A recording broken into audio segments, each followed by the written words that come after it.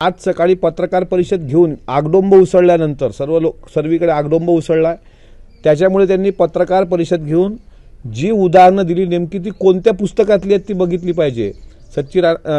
अनेक पुस्तकं रामाच्या विरुद्ध सुद्धा काही पुस्तकं दक्षिण प्रांतामध्ये आपल्याला दिसतात, त्याचा त्यांनी आधार घेतलाय का? तर मूळ वाल्मिकी रामायणामध्ये अरण्यकांड नावाचा जो अध्याय आहे त्यामध्ये 19वा सर्ग आहे। सर्ग म्हणजे दोहा किंवा चौपाई। फल मूला शनो दांतो तापसो ब्रह्मचारिणो।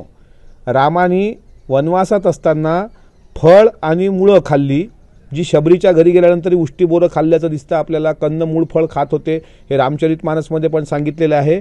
फल मूला शनो दांतो तापसो ब्रह्मचारिणो पुत्रो दशरथास्थ्या भ्रातरो राम लक्ष्मणो। असे दशरथ राजाचे 2 मुलं राम आणि लक्ष्मण हे वागत होते असं वाल्मिकी रामायणामध्ये म्हटलेलं आहे।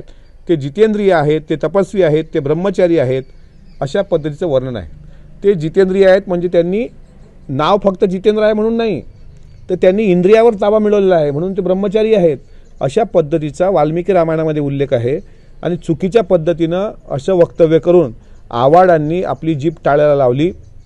याचे परिणाम इतके गंभीर होतील की राष्ट्रवादी काँग्रेस पार्टी पवार साहेबाच्या गटाचा पुढे विध्वंस झाल्याशिवाय राहणार नाही। कारण आता हे महाराष्ट्रात वातावरण तापलंय।